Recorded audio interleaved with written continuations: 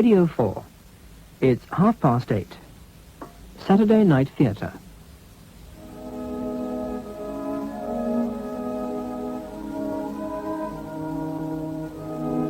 We present Ursula Smith with Stephen MacDonald and Roy Boucher in Mary Stewart's Wildfire at Midnight, adapted for radio by Stuart Hunter. Wildfire at Midnight.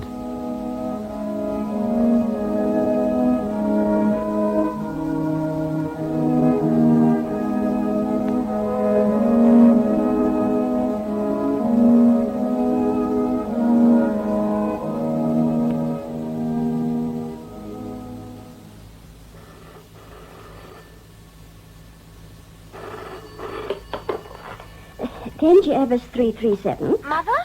Oh, Gianetta. Oh, what a lovely surprise. How are you both? Oh, bearing up, thank you.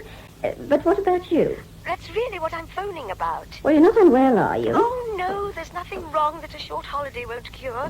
Hugo thinks I should take myself off to some quiet spot. I dare say I was looking a bit run down. Well, in that case, the sooner you get away, the better. When had you thought? The beginning of June, probably. Oh, good. It's a pity, though. You'll miss all the fun of being in town for the coronation. I don't think I'll be altogether sorry to escape from the crowds. You will be coming down here, of course. Would you mind, dearest, if I went somewhere else for a bit? I thought of the Lake District. No, that's not far enough. How about Skye? Skye? That could be just what I need. Do you remember where the Dunhills stayed when they were there? Yes, it was the Camasunary Hotel. The what hotel, Mother? The kind of bits as it sounds. Look, have you got a pen? The other part is Fhionnaridh.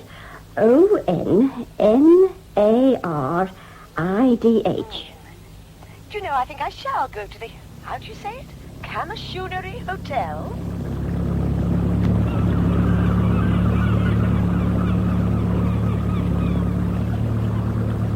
I know the island like the back of my hand, but they still take my breath away every time.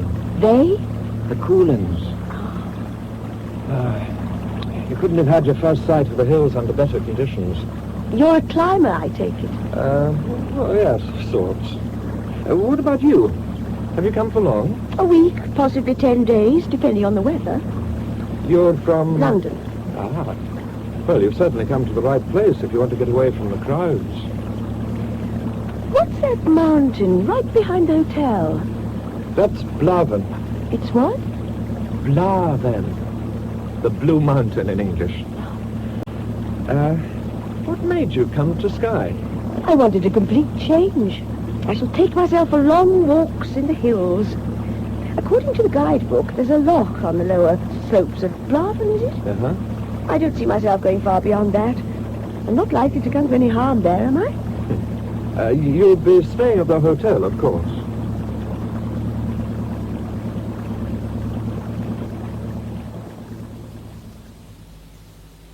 Forgive me, but haven't we met? I know you, surely. No, we've never met, Miss Mayling, although, of course, I've often seen you on the stage. I have a jolly good memory for faces. I still think I've seen you before. Well, I modelled clothes, if that's any help. Indeed, that's where. You model for Montefiore, don't you? More often than not. My name's Drury, Gianetta Drury. I saw your last show, and the one before, and the one before that. Back to the dawn of time, darling, I know. But how nice of you. You must have been in pigtails when we did Wild Bells. I cut them off early. I had to earn a living. Ah, enter manservant bearing much-needed drink. Ta. Thank you. Slange. What? Slange, my dear. That seems to be what they say for cheers in these parts. Oh, I see. Cheers. What? Well, I was about to ask rather rudely, what on earth are you doing here? Resting, my dear. Really resting, not just out of a job. The show came off a week ago. I just read a perfectly divine book about Skye, so here I am. And doesn't Skye live up to the book? In a way. Trouble is you can't really get around. Do you like walking? Rough walking? I do, rather. Well, I don't. And Fergus simply refuses to take the car over some of these roads. Fergus, you're here with your husband, then? Oh, my dear, no. Fergus is my chauffeur. Marcia... Oh, I I'm sorry, Miss Mayling. Marcia, my sweet, please. Who else is staying here? Well, let's see. There's Colonel and Mrs. Carter Simpson. They're dim, but rather sweet. I think I saw them come in. Elderly and with an empty creel. That's them, all right. Then there's Mr. and Mrs. Corrigan and Mr. Brain. Not Alistair Brain. A friend of yours. I've met him. He's in advertising. Well, he's with the Corrigan couple. And if ever I could find it in my heart to pity a woman married to a good-looking man, which Hartley Corrigan most certainly is, I'd pity that one. Why? Fish? Fish?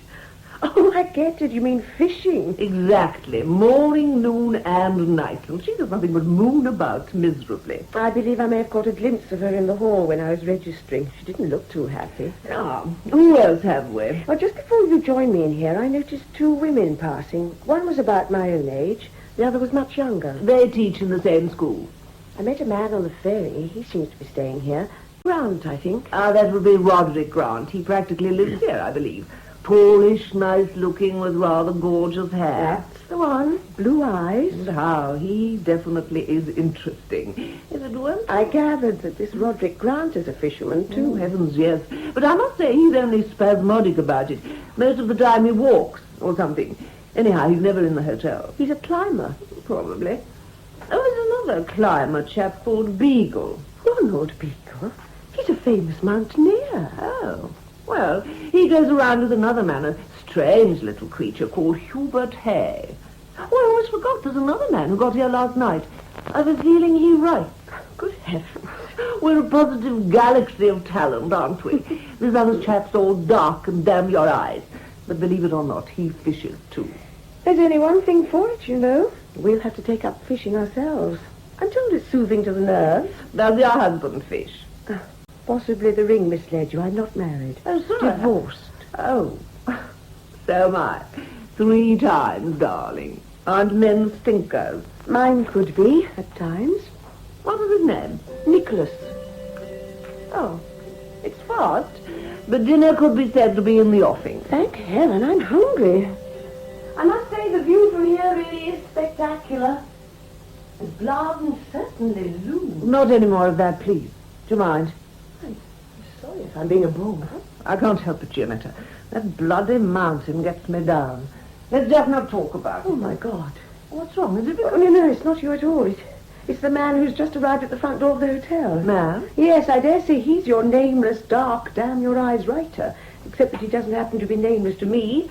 His name is Nicholas Drury. Nicholas Drury? No. You can't mean... Just that. My husband as was. This holiday is going to be fun. Janet Drury. Alistair, how nice to see you again. Where have you been all these years? Oh, well, America, mostly. Well, Nick didn't tell me you were joining him here. Oh, Lord, Alistair. Don't tell me you don't know. No, what? We got a divorce. When? Ages ago. You really hadn't heard? No, not a word. Oh, well, these things happen. It just didn't work out. I'm sorry, Janet. But, what are you doing in this part of the world? I'm on holiday. Oh. Oh, by the way, have you met the Corrigans? No, not yet. Then I must introduce you. Oh, my name's Brooke, Alistair. Not Drury. Do remember. Not to worry. Hartley, Alma, this is a friend of mine, Janet Brooke. Janet, Mr. and Mrs. Corrigan. How do you do? I gather you and Miss Melling have already introduced yourselves. Yeah, I'm going to desert you two at dinner. Miss Brooke and I have known each other a longish time, and we've a lot to talk about. Is this your first visit to Skye, Miss Brooke? Yes, it is. I'm sure it won't be your last. There's Nick at the foot of the stairs. Oh, yes, Nick. Hi, Nick. Hello. Look who's here. You do remember Janet Brooke? Janet Brooke? Yes, of course I remember her. Hello, Gianetta. How are you? Well, thank you. And you? Very fit, thanks. Another old friend, darling. Yes, Marcia. It seems my London life's catching up with me even here. Do beg your pardon, I was daydreaming. I'm sorry if I startled you. Would you like some coffee? Yes, please. Black or brown? Black, please. Why should you wait on me? Oh, nobody serves the coffee. They bring it all in on a huge tray and we each get our own. Oh, thanks for telling me. I shall... No, let me this time. Black, you said. Please. I've put a little sugar in. I hope You that- are kind.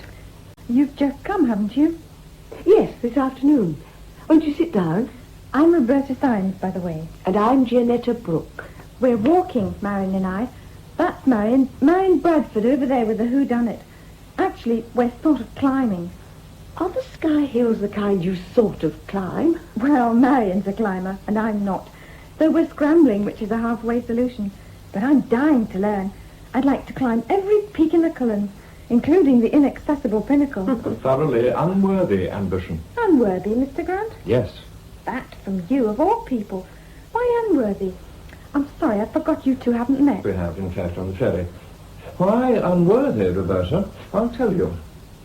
Just look at the hills. They've been there countless ages. But you have lived out a puny 20 years, talk about scaling them as if they were... Molehill. More of a challenge, surely. Mere men, or worse still, mere women, pitting themselves against the giants of time. Everest, for example. Exactly. How do you rate their chances, Mr. Grant? I think they're going to make it. Did I hear someone mention Everest? Any news yet? No, nothing further. Have you met Beagle? No. Oh, in that case. Ronald, come and join us. Well, he really can speak with some authority on climbing. Gianetta Brooke, this is Ronald Beagle. How did you? How did I? I've just stuck my neck out by saying that I reckon the Everest chaps are likely to pull it off this time. Would you agree, Ronald? Depends on the weather.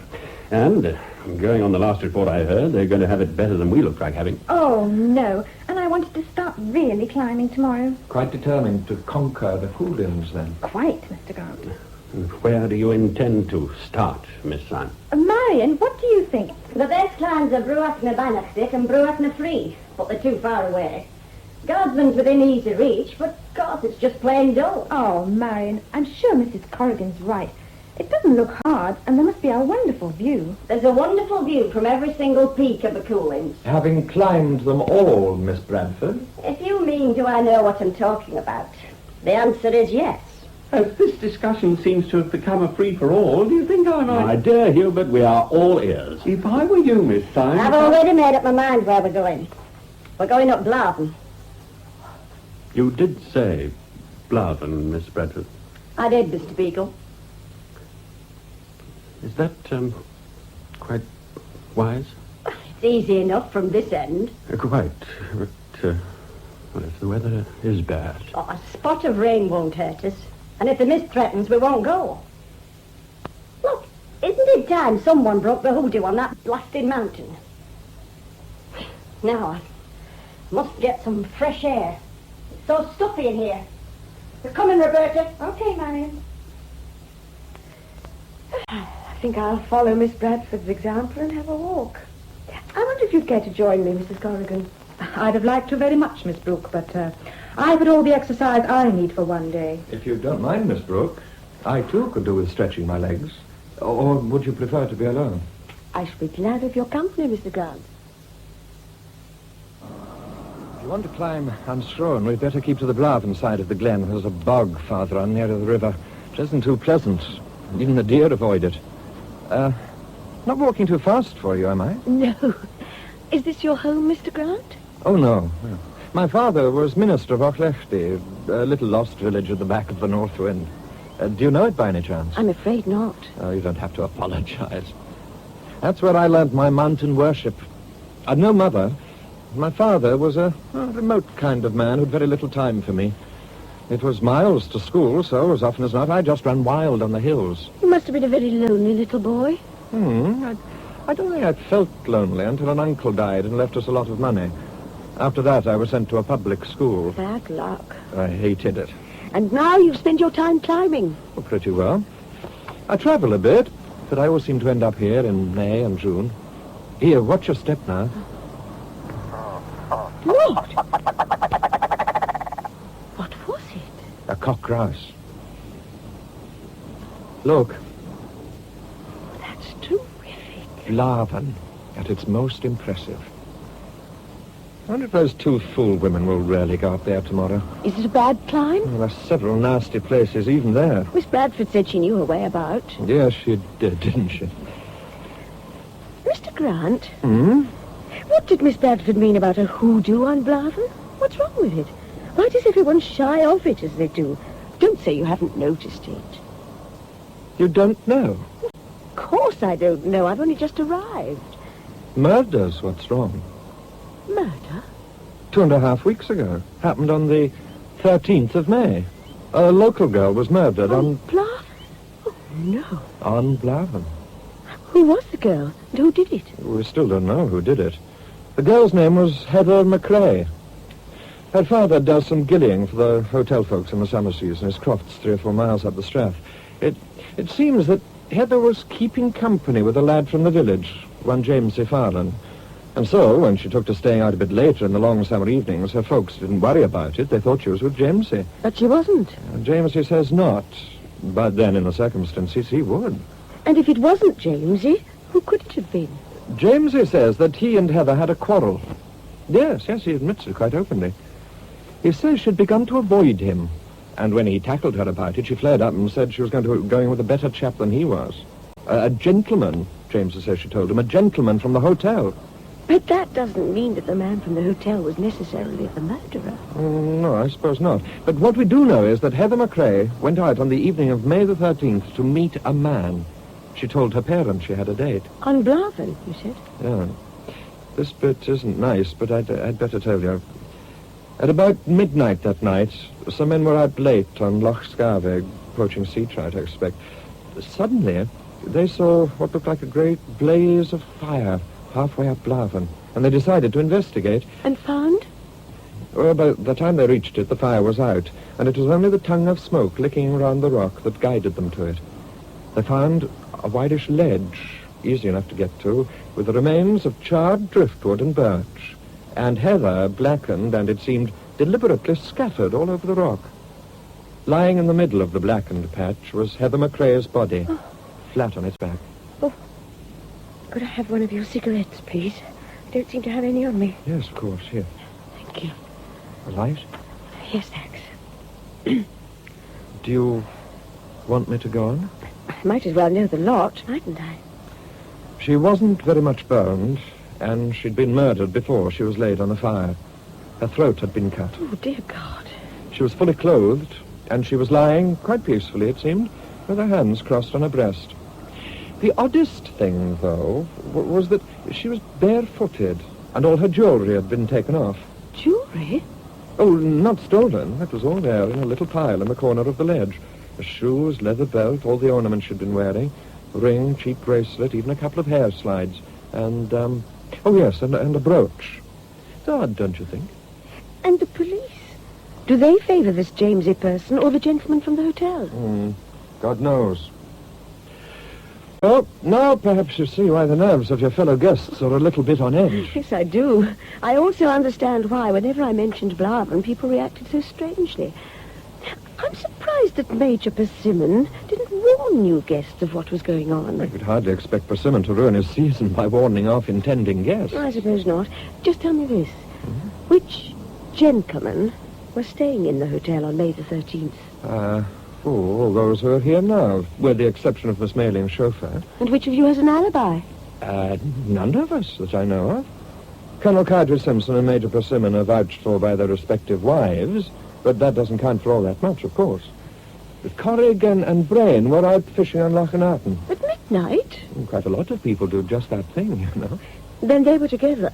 No, they separated to fish different beats of the river after 11, and they made their way back to the hotel separately in their own time. Mrs. Corrigan says her husband got in well before midnight. Did he let himself into the hotel? It's open all night. How convenient. And Mr. Hay, what about him? In bed. A very difficult alibi to break. Or to prove. It is, if one happened to be alone in it. My alibi happens to be the same.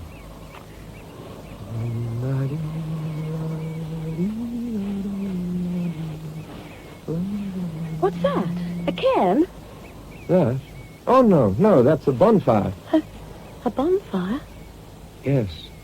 It's for the local coronation celebration. Oh. They've been building it for weeks back. Here, let's press on. Those are the lights of the hotel. It isn't as far away as you think. Good. I suddenly realised that I'm tired, so I'm going to have a bath and turn in. Janet. Oh, Alistair. Please stop shining that torch in my face. I'm sorry, but what on earth are you doing down here at this time of the night? You're just about startling me out of my wits. You can imagine how I felt. Well, I was trying to cause as little disturbance as possible. I wish this hotel didn't have a blackout from midnight on. Well, you're in the Highlands, remember. Our host doubtless feels he's doing us proud by having a generator installed. At least it lets us have light at the touch of a switch up to the time when all decent folk should be abed. Don't forget your book when you go upstairs. You've been fishing, I suppose. Yes. Any luck? Pretty fair. But Hart caught a beauty. Hart? Oh, Hartley Corrigan. Oh, where's he got to? To his bed, I should think. He came back a good 2 hours ahead of me. I just had some good risers, so I decided to stay on. Strictly illegal, you know, so don't give me away. But that can't be right. What can't? I'm sure I heard him minutes before you came in. Someone was out there in the porch. They messed around for a bit, then went away. Oh, that would be Jamesy you heard. Jamesy? Yes, Jamesy Farlane. He was with us, but I told him not to wait for me. He had the longest way to go, you see. And then it would be him I caught a glimpse of. I went to the window and I saw someone striding along the road. Yes, that'd be Jamesy. But did you think it was a burglar? But we don't have to worry about such urban horrors here, Janet. No, only murderers. Who told you? Roderick Grant. I see. Worried? Naturally. Well, the police are still working on it, and they don't let up, you know. Alistair, do you think Jamesy Farland did it? Or do you think it's someone staying here? I just don't know. When I came in, I asked you a question which you still haven't answered. What brought you down here at this late hour? I'd remembered I'd left my handbag where I'd been sitting before I went for a walk. By the time we got back, I'd other things on my mind, so I forgot to pick it up. Well, it would have been perfectly safe till morning. But I needed it, Alistair. In the middle of the night? Yes, my tablets were in it. Tablets? I turned in quite early, but I thought I was never going to get to sleep. However, I must have dozed, then bang, I was wide awake again with a thumping headache. Oh, poor you. I wasn't really sorry to be awake. I'd had horrible nightmares. Fire seemed to be the theme. Fire at midnight, on Blaven. Then I lay thinking about a gentleman from the hotel. So you crept down here and was scared stiff by me. Too bad, Janet. I'd been frightened before that. There was the prowler in the porch. But I was upset anyway. Understandably. As Grant had No, seen not fit just the murder, Alistair. As I was tiptoeing along the corridor, I heard voices coming from one of the bedrooms. Marcia Mailing's. A woman's voice and a man's. Now, Janet, you're a big girl. You know that sort of thing goes on, especially when there's someone like the Mailing around. Earlier on, I'd seen her and Nicholas in the corridor, and they weren't just discussing the weather. Now, that doesn't prove that it was Nick who was in her bedroom. And in any case, Janet... He's no longer my husband, so what he does is no concern of mine. Is that what you were about to tell me? I think you should go back to bed, my dear, and try to get some sleep. Take a couple of your tablets. Know something? I've just realised my headache's vanished.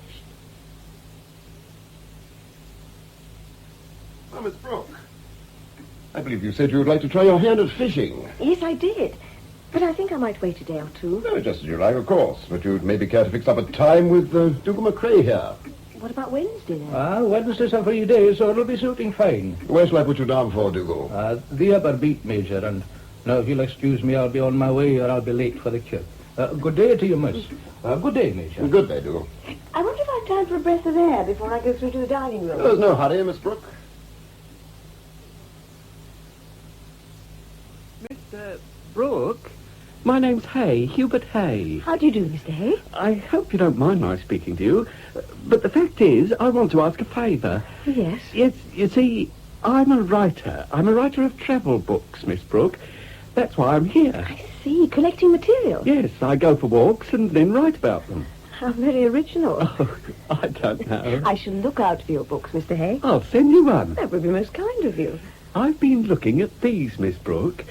I pinched them from the lounge, a couple of dotties.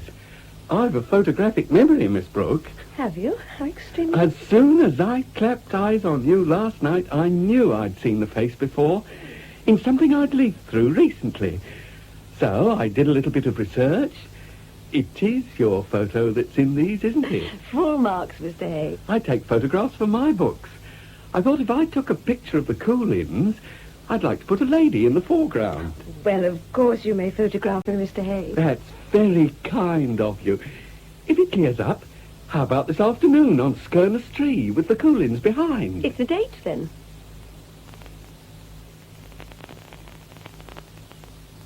I can't begin to tell you how grateful It I am was to a pleasure. But will the 3 you've taken be enough? Oh, yes, thank you. Miss Brooke, would you take it amiss if I said something to you? Of course not. You're here, on Skye, I mean, solo, aren't you? Yes, I am. Then don't go out alone with anyone, Miss Brooke. It isn't safe. You don't mind my saying so? No, I don't mind. Funny, though. Funny peculiar. What is? I expect you know that Heather McCrae claimed to have been associating with one of the gentlemen from the hotel. That means, of course, that one of them could have been her murderer. I know that, Miss Brooke. Oh, the whole thing's damnable.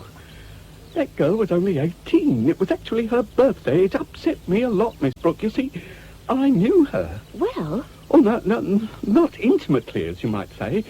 I'd stopped at the McCrae's Croft a couple of times, and she'd made me a pot of tea. She was a pretty youngster and full of life. You didn't get any hint of who it was from the hotel that she was going with? Oh, but that's a silly question. If you'd had any notion of who it was, you'd have told the police. You're right, but... But? Nothing, really. There's something at the back of your mind, Mr. Hay. She did drop a hint, didn't she? A very little one. I told her that I was writing a book, of course. And then I asked if there wasn't still a bit of witchcraft going on in the island, like there used to be. Suddenly she shut up like a clam and pretty near hustled me out of the kitchen. Witchcraft? That's absurd. Absurd, no doubt. But I can't help having a feeling about this murder. It must all have been carefully planned, you see. There were branches of birchwood and a big chunk of oak, hardly charred, and a lot of that dry fungus, algaric it's called, that you find on birch trees. Oh, God. Then, when he was ready, he got the girl up there. There was the fire and the shoes and things in a neat pile, and the girl laid out with her throat cut and her hands crossed on her breast, and ash on her face like a sacrifice. But only a madman. Whoever did it must be crazy, and yet most of the time seem as sane as you or me. So I wouldn't go for a walk with anyone if I were you. I won't, I promise. In fact, I'm beginning to think I might go back to London. It wouldn't be a bad idea at that. And now I'm sure you'll be wanting to get back to the hotel. I say, we're a bit thin on the ground, aren't we? Climbers not back yet? They weren't in the dining room. I hope there's nothing amiss, Poor Mrs. Collins. woman. She shouldn't have gone climbing on a day like Coffee this. up. Do you mind clearing the table, Janet? This tray's heavier than you If might only think. that awful woman hadn't gone and done a silliness just to impress Do you that think poor she'd do child anything of rash, hers. Mr. Grant? Miss Bradford doesn't take kindly to advice, but she's actually a very accomplished climber. I'm sure she wouldn't take any chances with a mere beginner like Miss Symes.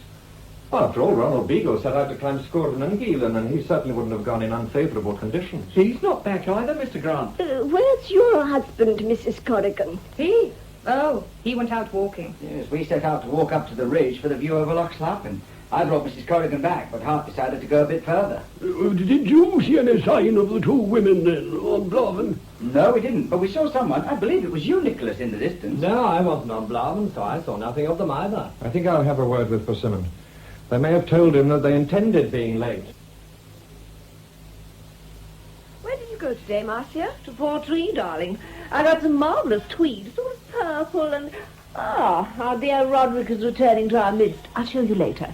Roderick, darling, what did the Major say? That there's no earthly reason for undue anxiety, but... What?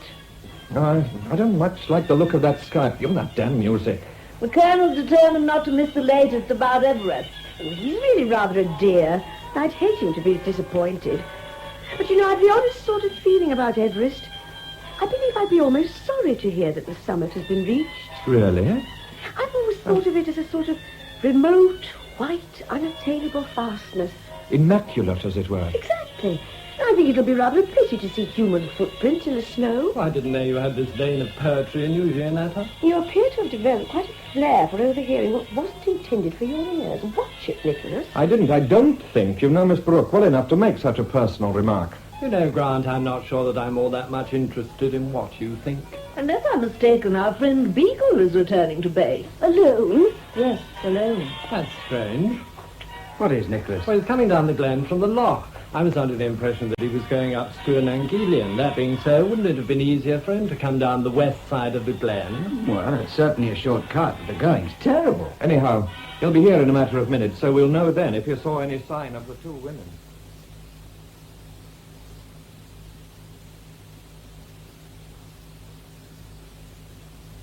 We were all pinning our hopes on your having caught a glimpse of them, Beagle. So when you told us you hadn't... Oh, here's Major Facility. Ladies and gentlemen, can I have your attention for a moment? Now, I don't want to be an alarmist, but, well, I think we'd better go out and look for them. Your husband, Mrs. Corrigan, has just returned, and Dougal McCrae is with him. They saw nothing of the two ladies when they were coming through the glen. Can we be certain they went up, Bluff? Certain. Can we be as certain as all that, Major? I mean, we know that that's what Miss Bradford planned to do, but they might have changed their mind. They went up Blaven, all right. They were seen on it. Seen? When? Whereabouts? At the Spoot and Do. My God, man. The Black Spout's no place for a beginner. Black Spout? Are you sure, Pursuant? Yes, I'm sure, Mr. Beagle. Who saw him, Bill? Dougal McCrae. He saw them making for the gully at about 4 o'clock, all three of them. All three? Well, Dougal is positive there were three. Yet everybody's back here. Well, that's odd, isn't it? Well, perhaps the third member of the party was a local, someone they'd arranged to act as a guide. They set off without one, Drury. Gentlemen, could you be ready in 10 minutes? My wife is preparing coffee and sandwiches for us to take with us. Couldn't we help Mrs. Persimmon? Oh, that would be very good of you, Mrs. Corrigan. Gianetta, shall we... Gianetta? Sorry, Marcia, I was thinking. And about something distinctly ghastly, to judge by your expression. About Dougal McCrae's story. 3 climbers, Marcia, 3. I wonder if the third could have been... Oh, James E. Farland. Why him, Gianetta? What would he have been doing with them? I don't know, Marcia. That's what I find so worrying.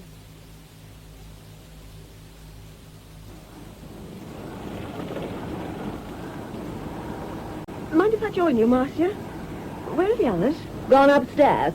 I thought you'd be in here, so I bought a drink for us both. Oh, you perfect angel. Oh, isn't it an utterly foul night? It certainly is. Oh, thanks. Cheers. Gianetta, do you believe there's a hoodoo on that mountain? Blaven? Oh, of course not. The women will turn up all right. But that other climber, Whoever it was, he certainly wasn't a ghost. that Roberta child's rather sweet. Pathetic, too, in a way. The other I find pathetic. Frustrated, my dear. She's in love with Roderick Grant, you know. Oh, nonsense. I think I shall go to bed shortly. I do likewise. Gianetta, Yes? would you like to see the piece of tweed I bought? Yes, I would.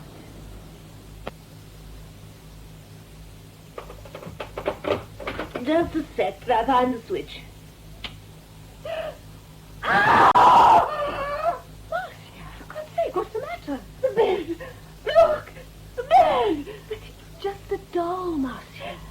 Its throat's been cut, and there's ash scattered over it. The murderer's been here!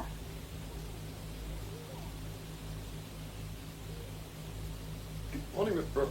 What news, Major? Oh, none, I'm afraid. I've just phoned the local rescue team, and we should all be out again by 9. I'd like to help. Well, you and Mrs. Corrigan could tackle the area of Skye and heather bordering the Black Spout. And we're leaving at 9? That's right. Now, if you'll excuse me, I've things to see to.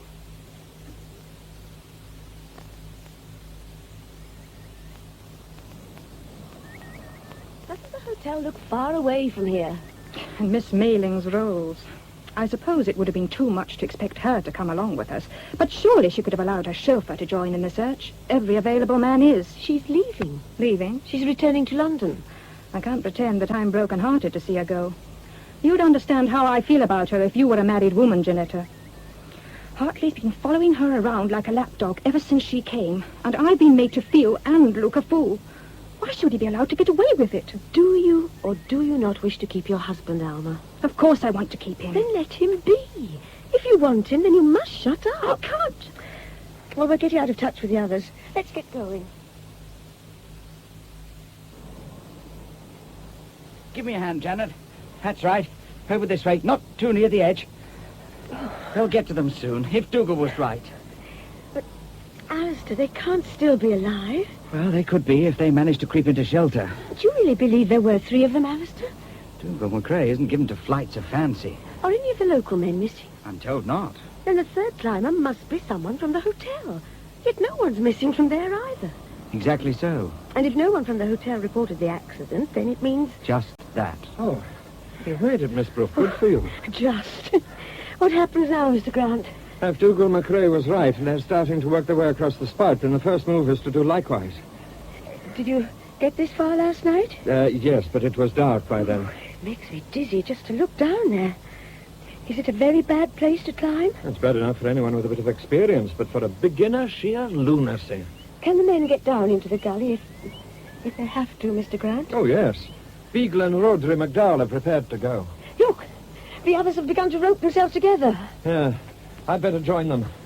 It looks as though someone's had the bright idea of searching the hillside and Skye on this side of the gully. What shall I do? Wait here, if you don't mind. If they find them injured, you might be able to help.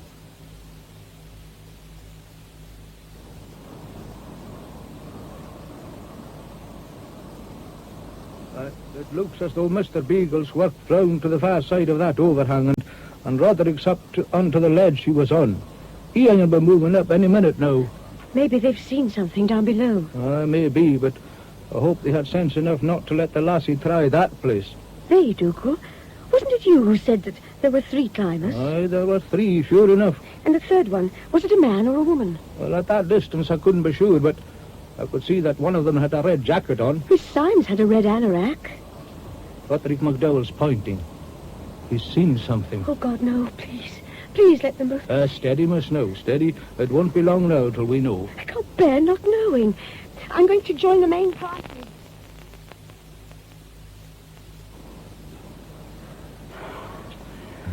Put the stretcher down for a minute, lads. My God! Would you look at that? I'm looking, Bill. And I wish I didn't see what I see. What is it, Major? We know she's dead, poor soul. So there can't be anything worse. She fell from that slab. The rope's still around her body, or at any rate, part of it. It broke, you mean?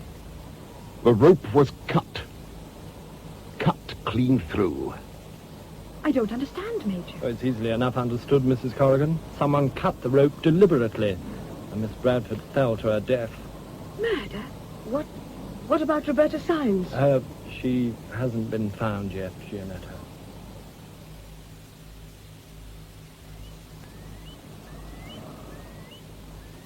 Miss Brooke. Janet. What on earth are you doing up here alone? You should have gone back to the hotel with the others. Tomorrow bells will ring out for the coronation, and bonfires will be lit. Bonfires, Roderick.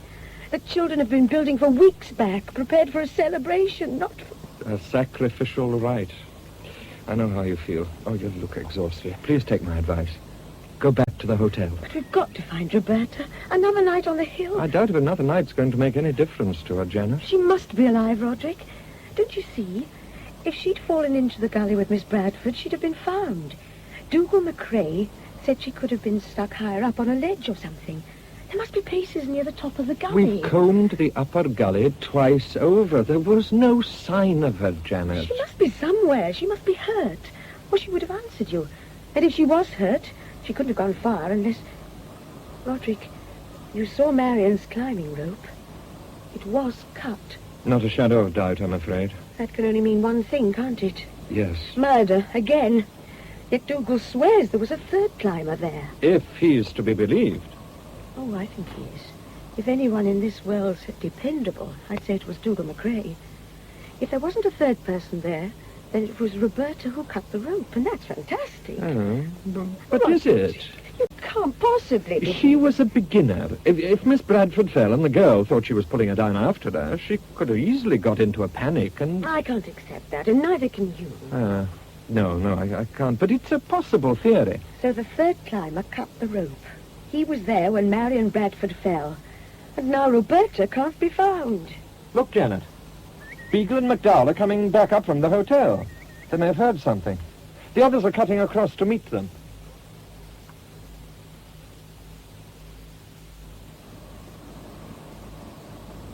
Can Can you assure me that each of those caves and fissures was searched by at least 2 of you? What exactly are you suggesting, Brain?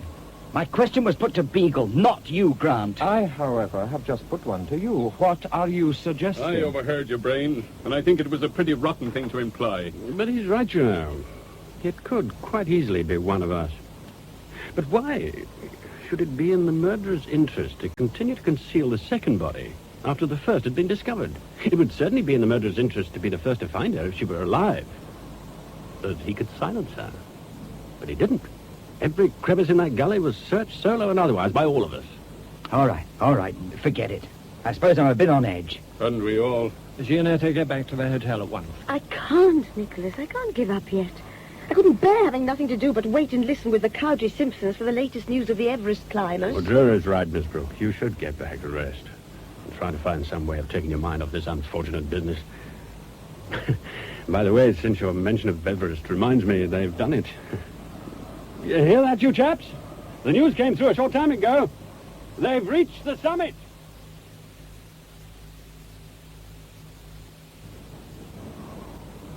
Now, see here, Gianetta. Leave her alone. What the hell do you mean? What I said, Drury. I'm no use here, so I'm going back to the hotel now. I'll pack the flasks and mugs and take them down. Are you're quite sure? Yes, I'll be all right.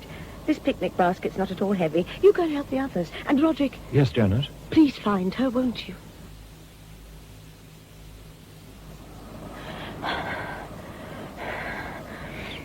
Must eyes on ground. Mustn't trip. Break ankle. Leg. A leg like Roberta. Marion. God, no. No. Oh, please. Not storm again. Roberta lying cold. Just bees. Carrying smell. Smells. Smells of what? Heather. Peat. Bog myrtle. Something else. Wood smoke. Smoke. Bonfire. Yes. Bonfire lit. Flames. Rising. Oh, it's coronation. No. Too soon. Fire.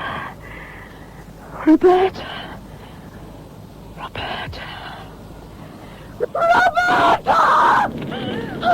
Matt! Pull her off! Oh, thank God! Someone here! Help me, please! Are you all right, miss? Yes! I'm on fire! It's Roberta! Steady now, lass. You're safe now. You're safe. Mr. Corrigan. Is she dead? It's not Roberta Symes, it's Beagle. And someone has cut his throat.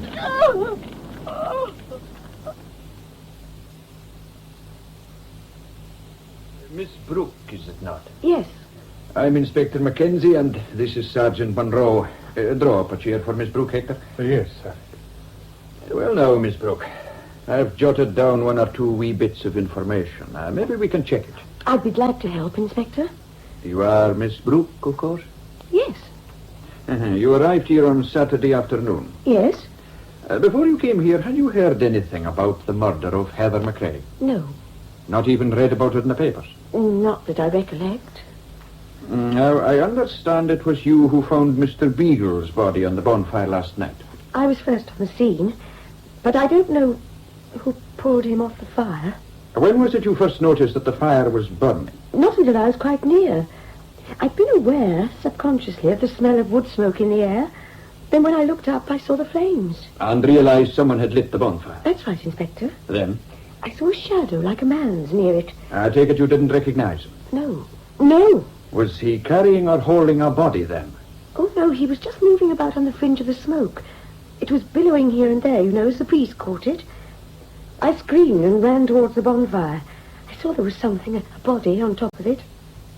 I was trying to reach it before the flames did when the murderer attacked me. In actual fact, it was James E. Farlin who grabbed you. Well, I know that, surely. Now, let's get it right. You realize, no doubt, that Mr. Beagle cannot have been killed long before you found him. You met or passed no one at all on your way down. Not a soul. So the last time you saw Mr. Beagle alive was when the group split up for the final search last night. Are you allowed to ask a leading question, Inspector? Now, did you? Yes. Did you see which way he went? Downhill. Alone? Yes. Sure? Quite sure. I see. Now, let's get back to the bonfire, shall we? You ran towards it screaming. There was an answering shout from close behind, I think you said. Yes. Did you recognize the voice? No, not at the time. But later I assumed it was Alistair, Mr. Brain, who'd shouted, because it was he who pulled Jamesy Farlin off me. He must have got there pretty quickly. Mr. Alistair Brain then was the first on the scene. And there was Dougal McCrae, too. Who else, Miss Brooke? And Mr. Corrigan, he dragged the body off. He and Alistair may have come down the hillside together. That they didn't. They arrived independently. Who else was there? So far as I know, Inspector, no one else. Just so.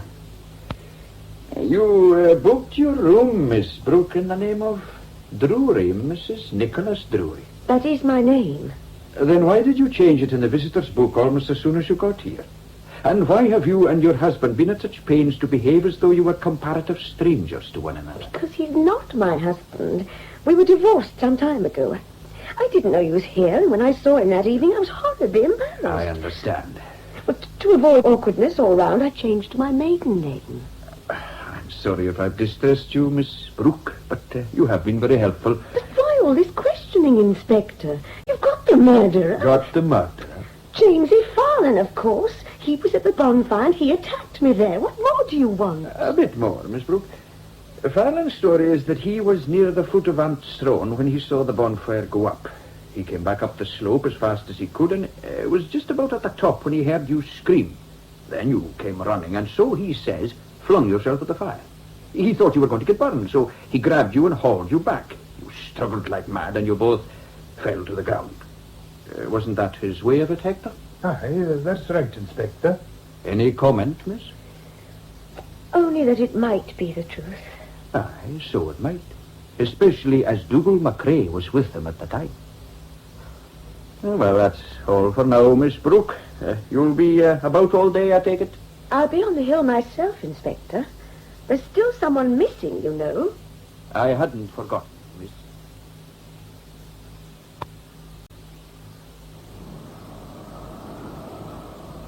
Hello, Mr. Hay. Hello there.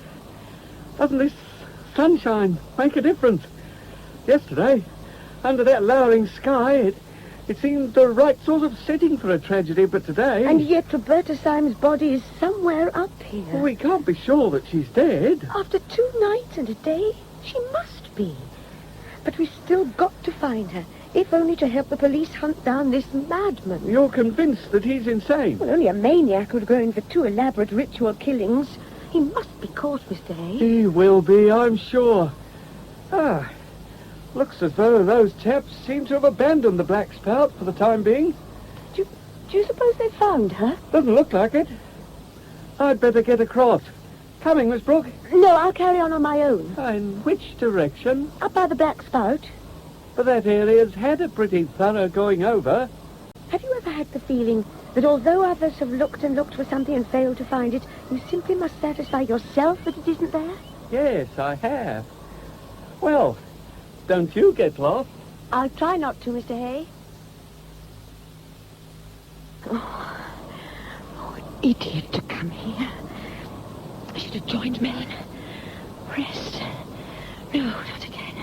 Keep on going. What? Gleaming among roots. Shining like silver. A brooch. I'm sure I've seen one like that before. I saw someone wearing one exactly the same. Of course. Roberta. Now try and think. Think. Be rational. Oh, others have given up, so useless for me to search. But must carry on till I drop. Ledge. Can't possibly. It's too narrow. Must. Roberta could...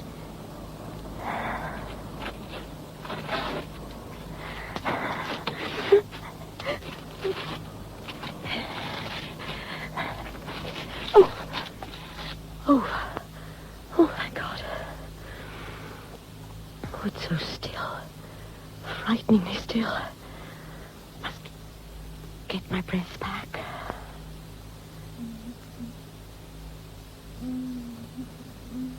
Roberta? Roberta?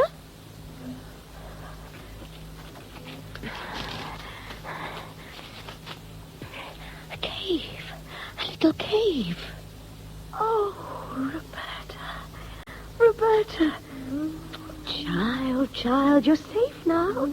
You're safe now. Who's that? My God, you found her. Oh, Roderick. Thank heavens. Oh, what a fright I got when I heard your footsteps. Yes, I found her. And she's alive. Alive? Yes, she is. I heard her moaning. Yes, she's alive, but only just, I'd say. I'll stay with her, Roderick. You go and get the others. You'll go far faster than I could. Janet, I left my haversack at the other end of the ledge. My brandy flask's in the pocket. Fetch it, will you? Okay. What? Did you catch what she said? It sounded like Marion killed. It was Roderick. I think she knows who did it. You're right. And by heaven, she's going to stay alive till she tells us. Get that brandy, please. I'll try and ease her into a less cramped position. Yeah. Once she's had a sip of that brandy, we can get it over her throat. You'll get along to the end of the ledge and yell bloody murder till someone comes. Then if you don't like the look of whoever comes, you just yell bloody murder for me. Now, hurry! Okay, just let me tuck her hands in. Roderick, her eyelids, they flickered. She's coming to. It's Gianetta, my dear. Oh, what a pity. She's passed out again. Poor youngster, she... Roderick, did you notice the way she looked? Oh, just now, do you mean? Yes. She opened her eyes wide for a second or two, and it was as though she saw something that terrified her. But what? Roderick, there's someone out there, on the ledge, coming this way. See it is. Oh, it's Corrigan and Drury. Oh, yes, and Brain. Mrs. Corrigan's bringing up the rear. We found her, Corrigan. One of you will have the nearest party with a stretcher. She's alive. It won't be long now till we have her back at the hotel. Thank heaven for that. Roderick, Hmm? I've only just realized that Roberta has only to recover enough to speak, and a man staying at the hotel is going to be charged with a double murder. I'm putting Constable Neil on to guard you, lassie. The district nurse is away to a tricky maternity case on the other side of the island, so we'll not be seeing her before the morning. That raises a question. Who's going to look after Miss Symes in the meantime? Do you know anything about nursing? Not much, I'm afraid. But enough maybe to keep an eye on Miss Symes. Well, Would you stay with her tonight and watch her for me? I'm willing enough to try, but surely there's someone more competent. Hasn't it struck you, miss, that you are the only woman in the hotel who wasn't here at the time of the first murder? But, Inspector, you can't suspect a woman, sure. Maybe not, but Mrs. Corrigan and Mrs. Persimmon have husbands. And I want no one in that room that goes in who's in any way involved. No one on any pretext whatsoever, you follow me? When I came down from having a look at Miss Symes, Mrs. Persimmon and Mrs. Cowdery Simpson were attending to them. I understood you said you didn't want anyone near Robert who was in any way involved. There's no danger with the two women there. Anyhow, Neil's around. Neil? Oh, the constable who's to be my watchdog. One of them, anyway.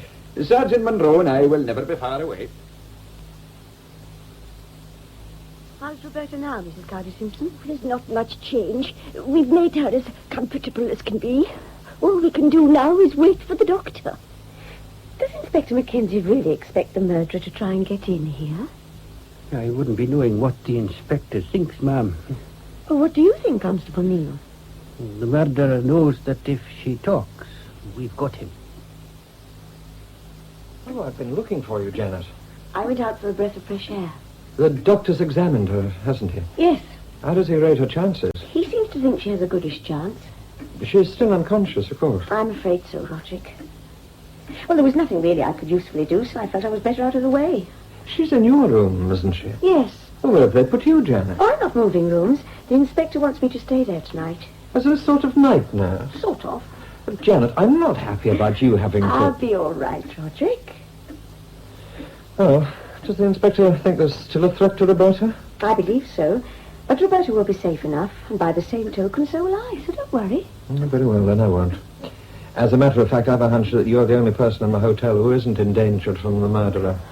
Roderick, I know how horrible it must be for all of you, this feeling that you're a suspect. I think I'd like a drink. Will you join me? So long as you let me buy you one. What will you have, Janet? Sherry, please. Medium. I'll get them from the bar. It saves time. Okay, I'll be in the lounge.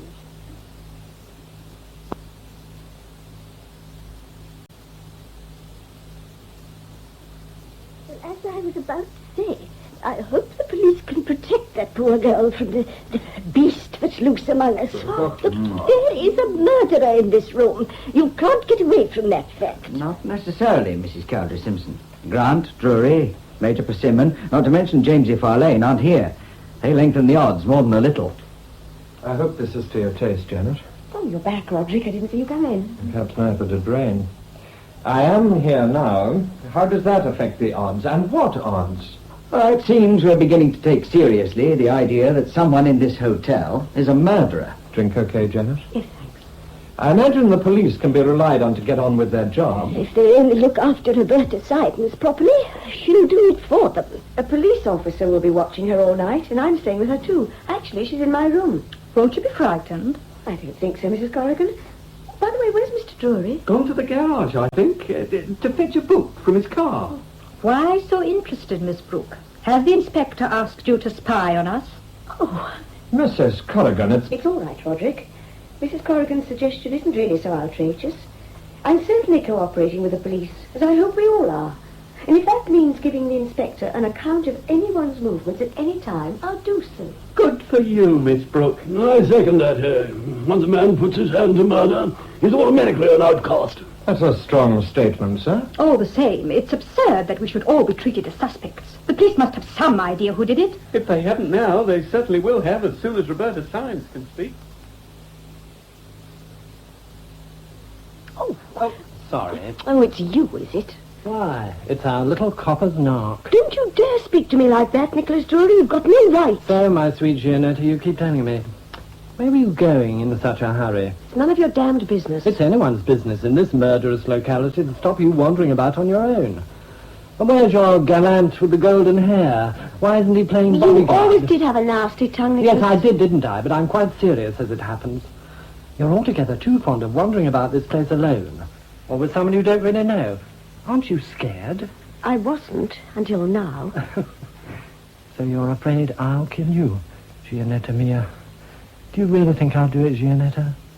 And all for what? Do you need a reason? What's your proof?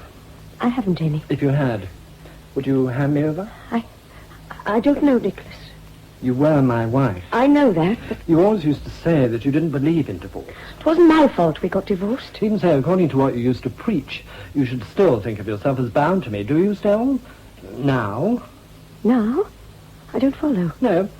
I was harking back to the blonde boyfriend. Damn you, Nicholas. Oh, you've got a tricky problem, haven't you, Gianetta? Loyalty versus civic duty, or is it old love versus the new? It would simplify matters for you emotionally. I mean, if you could hand me over to the law this very minute. If I were still your wife, legally, I shouldn't help to incriminate you, even if I could.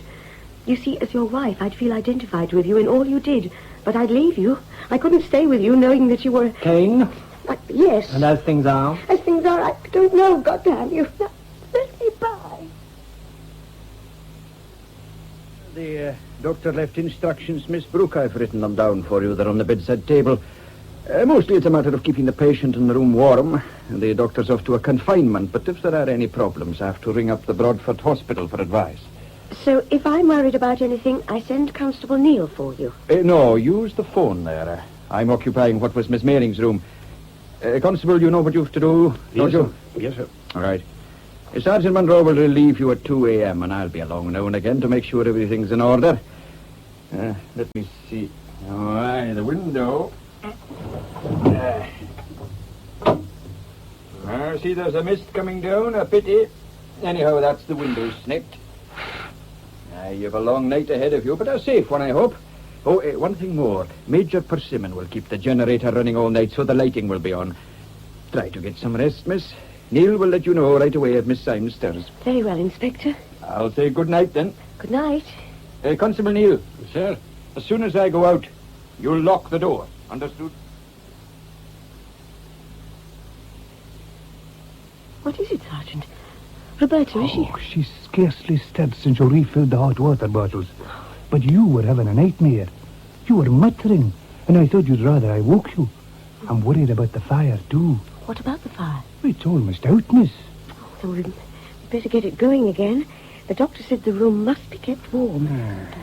We should have asked Mrs. Persimmon for some wood to help us keep the fire going. Will I go and get some, then? I can't find where it's kept. When I was having a look round earlier on, I saw a pile in a shed at the back. Should you go, do you think? Well, either I go or that fire goes out. Well, if I turn the key in the door and don't open till you get back, there'll be no harm done. But I must be sure that it's you I open it for. I'll give a knock like this.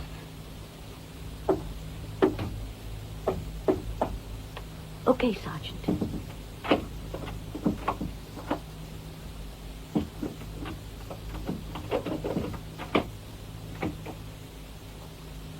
Okay, Sergeant.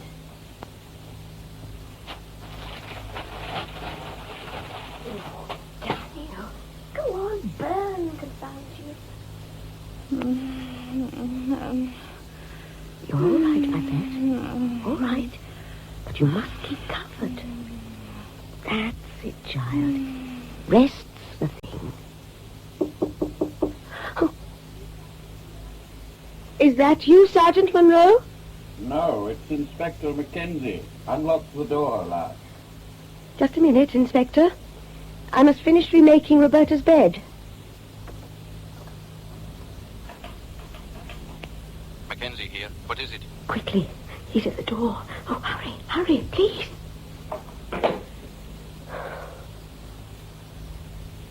Oh. What's wrong, Inspector? Where the devil have you been, Sergeant? To get wood, sir. Oh, you have you? Now, Miss Brooke, are you there? This is Inspector Mackenzie, and Sergeant Monroe is with me. Go on, man, tell her you're here. I wanted to be sure that there are two of us and that we're who we say we are. It's me, miss. And I've got the wood. I'll knock. Okay. I'll unlock now. Don't you touch that handle, nor this side of the door. Oh, I'm glad to see you, Inspector. He was at the door. The maid. Now, you sit down there, miss. It's all right. I'll hear all about it in a minute or two. Don't you bother trying to talk just yet. Oh. Sergeant, get the fingerprinting equipment from my room and get the outside of that door a good going over. Right, sir. Inspector Mackenzie, do you know who the murderer is? I could make a pretty good guess, but we've no real proof as yet. And if that lassie on the bed there doesn't tell us something soon, I'm afraid of what may happen next. You take tonight, for instance. He took a desperate chance and very nearly got away with it. He'll tempt his luck once too often. He's not just lucky, Miss Brooke. He's diabolically cool. Did you feel up to finishing your watch, Miss Brooke? Yes, of course. Good.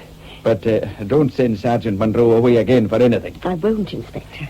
Have you something to help you pass the time, then? I found a book, Golden Bough. Golden Bough. Isn't that about primitive religions? I wouldn't know. I'll not be on the end of the telephone, miss. I've one or two things to do. But don't worry. Sergeant Monroe will be back in a minute, and I'll not leave you till he comes. You're sure you'll get him, Inspector? Oh, yes. We'll get him.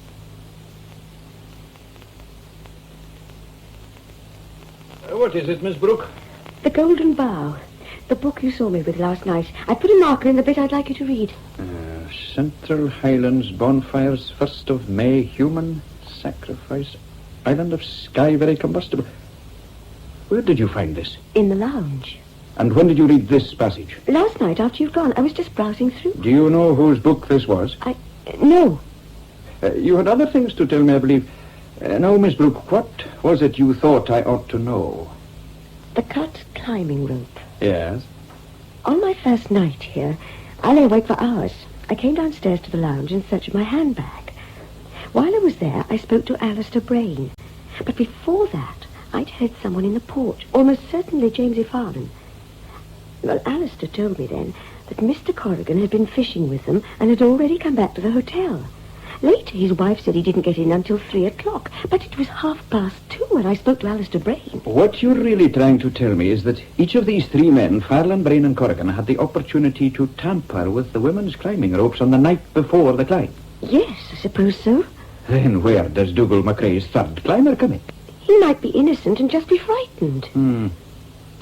Had you anything more to tell me? Well, there was Miss Mayling's doll. Oh, but maybe you know about it. Yes, I do, as it happens. Mrs. Corrigan told me about it. She did it to frighten Miss Mailing away from the hotel for reasons of her own. Well, it appears to have worked. Quite so. Is there anything else? No, Inspector. You're lying to me, aren't you? No. Lassie, I think you told me a lie last night, didn't you? A lie? You said you hadn't guessed who the murderer was. Do you really believe that a woman of Marion Bradford's experience wouldn't have noticed that the rope was damaged when she put it on?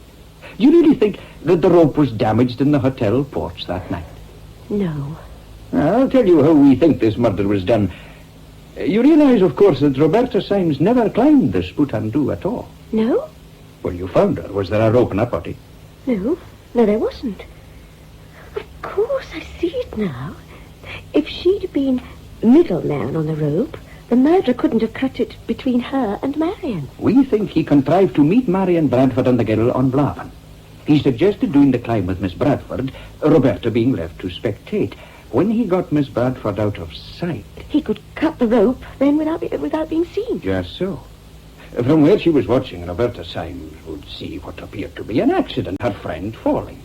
Then she would hear him shout that he was coming back. She, meanwhile, would wait for him in who knows what agony of mind. And in turn, as he planned it, he'd throw her down. Oh, no. If a man's a murderer, Lassie, he doesn't deserve to be defended. But loyalty. Your loyalty is to the rest of us.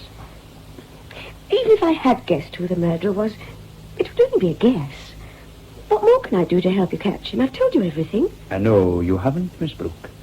And if you're holding back the evidence I need, then I must warn you. I haven't any evidence. I swear I haven't, and if I had... Oh, my God, I must get out of here. I've got to have time to think. Good morning, ma'am. I was hoping to have a word with you, but if you're in a hurry, then... Good morning, Dougal. Hurry? No, well, that is... Well, it was today I was taking you fishing, Miss Brooke. Had you forgotten? Fishing? I'm sorry, but it seems odd to be thinking about fishing after all this. Oh, to be sure it does. But you'll be better out in the clean air fishing and taking your mind off things. And take my word for it, ma'am. What's the weather going to be like? No, it's fine now, but there could be a bit of mist coming in off the sea later on.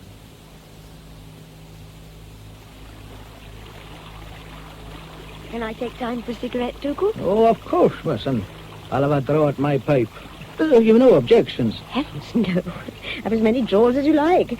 Now, where's my package? Too many pockets, that's my trouble. Oh, damn. Roberta's brooch. I meant to hand it over to Inspector Mackenzie. I must... Where did you get this? Up near the Spoutandu. Miss Symes must have dropped it. That brooch belonged to my daughter. Oh. I'd just given it to her for her birthday. And she was wearing it for the first time when she went out that night. You give it to the inspector and you tell him where you found it. God knows it won't help my lassie now, but it might help him. Well, if we don't catch anything now, we won't have the excuse that it was too bright. I don't think we're in the mood to carry on fishing. Anyway, rotten mist's getting thicker while we're talking. Don't you worry about it, monsieur. Just you bide where you are till I get our tackle from where we left it. If you can find it. No, I'll manage. I'll just have to walk along the bank till I come to it.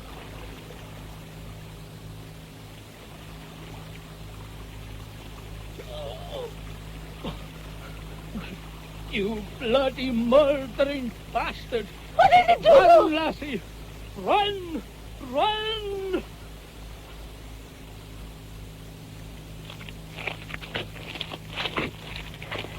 Oh, Roderick warned. Sink if you stand still. Must keep moving. Gianetta! Gianetta. Only Nicholas calls me that. Are you there, Gianetta? Don't be afraid. Don't answer. Not let him know where... Oh, thank God. Thank God I'm out of the mist. Thank heaven. Janet? Oh, Roderick. Oh, Janet. Oh, Roderick. Oh, you can't imagine. Oh, Janet, just sit down. Get this boulder. Take off your coat. It's soaked through. I'll be okay in a minute, Roderick. You know, don't you? Yes, I know. But back there with the mist all round, Nicholas was hunting me down. I told you you were safe from him. I was wrong, though. It was wrong of me to try to protect him once I suspected that he was what he is. Why did you? Because I'm his wife. Were his wife, Janet? Loyalty dies hard. Why talk about loyalty when you mean love? That's it, isn't it? I suppose so. What exactly happened? The mist closed in. We'd left our rods and other bits and pieces down on the bank, and Dougal had gone to collect them. There was sounds of a struggle. I got in a panic and ran. While I was floundering about, I heard him calling Gianetta.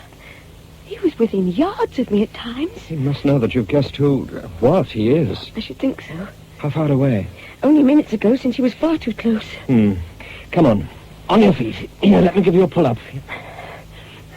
We're above the mist now. Shouldn't we wait till it clears all the way down?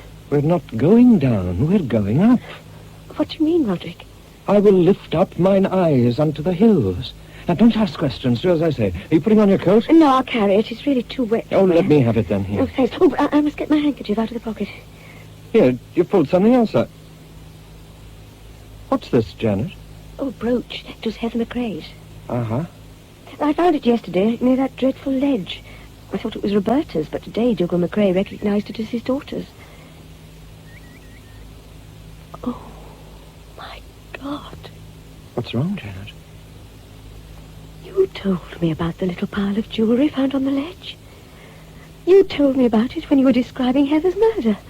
A bracelet, you said, and a brooch and other things. But the brooch wasn't on the ledge when the body was found. And since she'd only been given it that day for her birthday, you couldn't have known about it unless you'd seen her wearing it. Unless you, yourself, put it on the ledge beside the bonfire. What a pity you remembered. So it wasn't Nicholas. You were the killer. I really am sorry, Janet. I knew when I overheard you talking to Dougal McRae back there by the river that sooner or later you'd remember about the brooch. But I'd no intention of killing you. But of course I'll have to now. No, don't try and make a run for it. And don't scream, Janet, because then I'll have to throttle you and... Well, I always cut their throats if I can. It's the best way. Why did you kill Heather McRae? They wanted it. They? The mountains. A life a year. That's what they need. They must have the May Day sacrifice they received when the world was young and when men knew that gods lived on the mountains. Now, together we collected the 9 woods, the algoric and the oak to make the wildfire. She helped me to build it. Then I cut her throat. But why did you kill Marion Bradford? The little one talked sacrilege, chattering about conquering Everest. Impudence. Bradford was no better. that was quite easy. That dreadful, stupid woman was a little bit in love with me. She was delighted when I met them up by the Spootendu and offered to show her the climb across it. I suppose you thought they were both dead when you left them. They should have been. Wasn't it bad luck? I'd been along that ledge 3 times already. Never occurred to me that she'd reached that little cave. Anyhow, you found her. I did. Yet you nearly gave me the chance I wanted, Janet. When you asked me to go for your flask? A little pressure on the throat and... But you came back too soon. That explains. What? While I was trying to make her comfortable, she opened her eyes. She seemed to be looking at someone beyond me and was terrified. For an instant, I thought it might have been Nicholas who'd found his way into the cave, but it was you she saw. She knew that you were the killer. Of course she knew, Janet. But you were so sure Drury had killed the Bradford creature and Beagle. Why Beagle? At night, on the mountainside, he wouldn't stop talking about Everest having been conquered, as he put it. Everest! Snow was defiled and trampled where I'd hoped no human being would ever set his sacrilegious feet. You said that, Janet, you remember? You spoke about Everest like that, and because you did, I thought I could never hurt you. But Beagle... I followed him downhill, caught him from behind, and killed him. Now, my knife. Where is it? I was sharpening it on a stone. I put it down somewhere. There it is, Roderick. On the ground, just behind you. Where? I don't see it. Janet, come back. You won't get away. That ledge. Must reach that ledge. Come down here, Janet. Come down here, Janet. You are trapped. Very well, I shall have to come up. Keep away! There are plenty of stones here. Big ones. Stay where you are. I'll smash your head in. That piece of rock would smash my skull. You couldn't do a thing like that, could you? No, I can't. I can't. I can't! I thought not, Janet. Don't worry, Gianetta. I can. Nicholas, I'm perfectly all right now. Tell me, please, what happened when you caught him? Well, he put up a pretty desperate struggle, and I shouldn't like to bet on what the outcome might have been if Sergeant Munro and his sidekick hadn't arrived on the scene. That's a nasty cut on your cheek. Oh, I'll live. Here comes the law in all its majesty. Hello, Inspector. I'm for off as good as. We're just waiting for transport to take us and the accused back to Inverness. Are you quite recovered, Miss Brooke? Quite, thank you. Good. Well, it would seem I was wrong in thinking that you were withholding vital evidence. But what did you imagine I knew that I hadn't told you?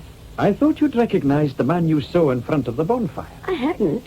I believe you now. Even so, I could have sworn you were lying about something.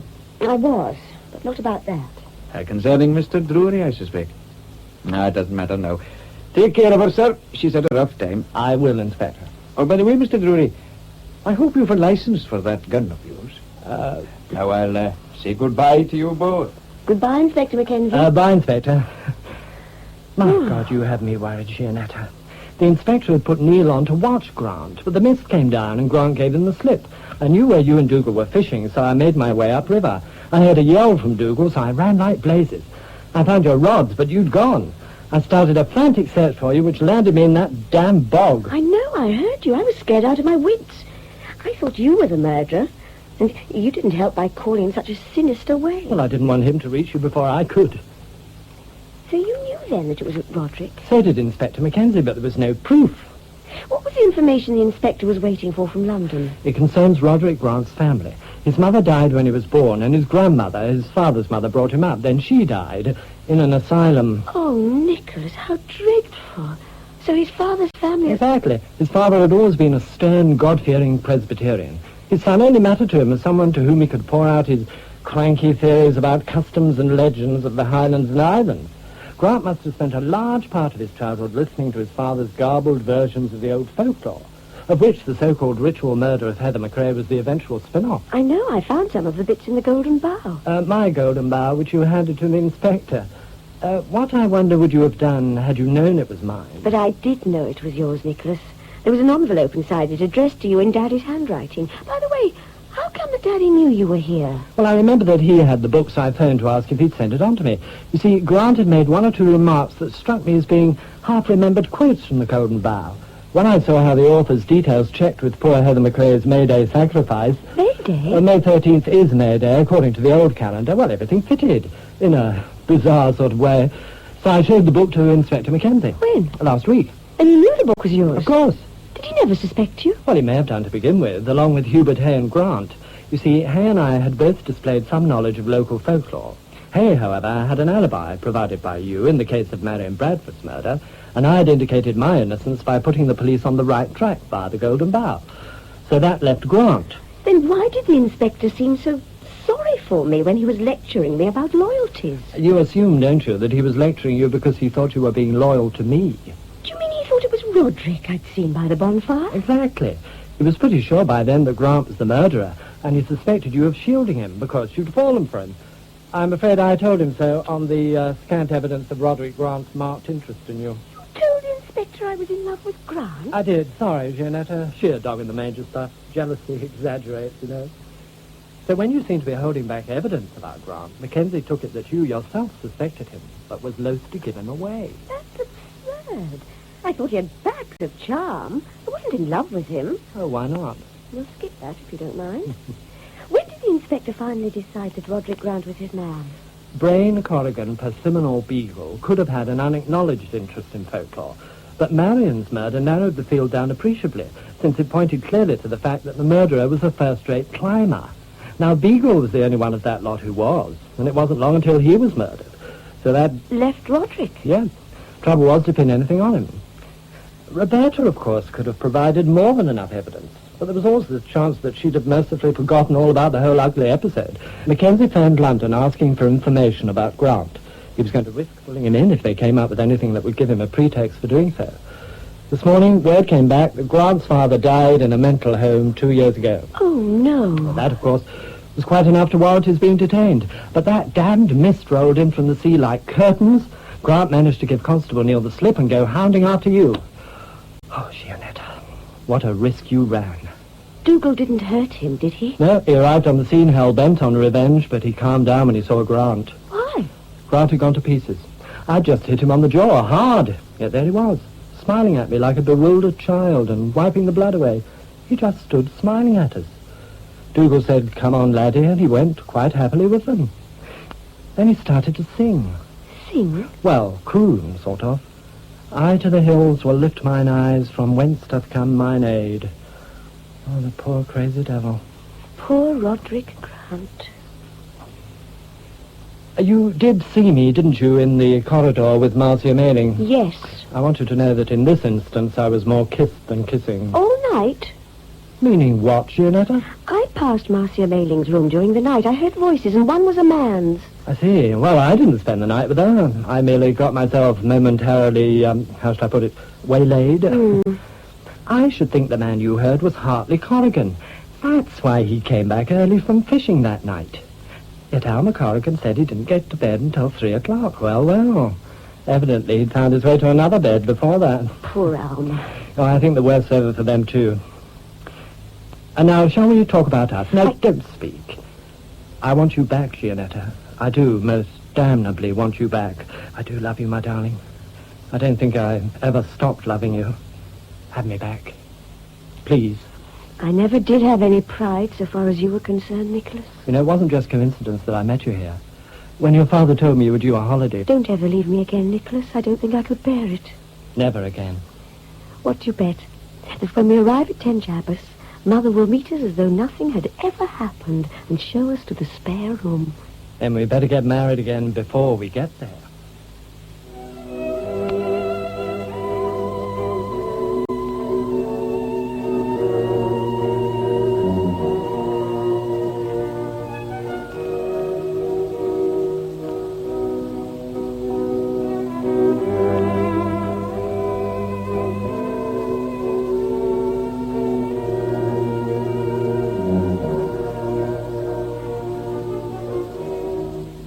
Wildfire at Midnight was adapted by Stuart Hunter from the novel by Mary Stewart.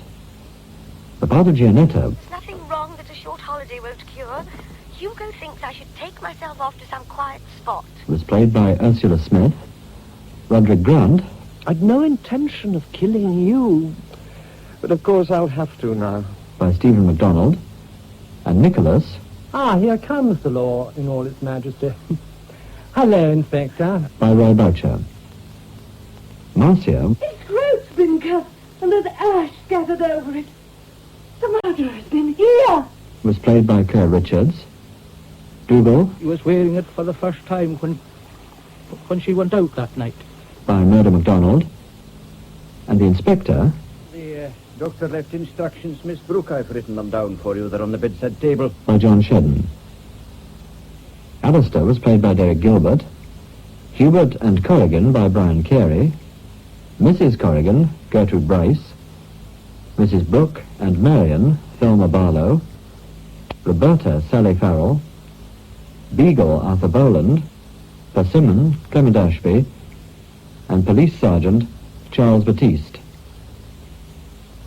Wildfire at Midnight was produced in our Glasgow studios by Stuart Conn.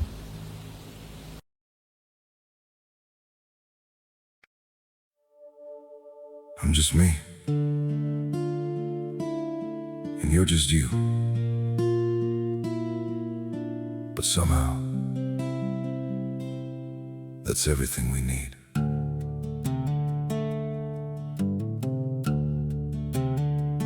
I don't have a perfect story, no shining crown to wear,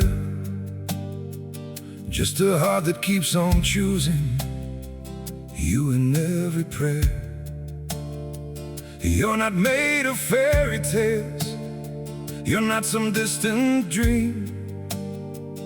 just the one who feels like home in ways I can't explain. I'm just me and you're just you, nothing more, but it feels true. No disguise, no in-between, just the way it's meant to be.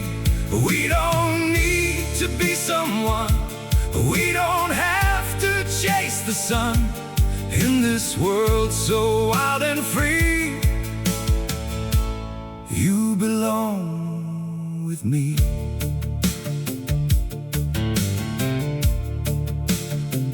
We're not written like a story people talk about for years, but in every quiet moment, you're the one I feel so near. I'm just me and you're just you, nothing more, but it feels true. No disguise, no in-between, just the way it's meant to be. We don't need to be someone, we don't have to chase the sun.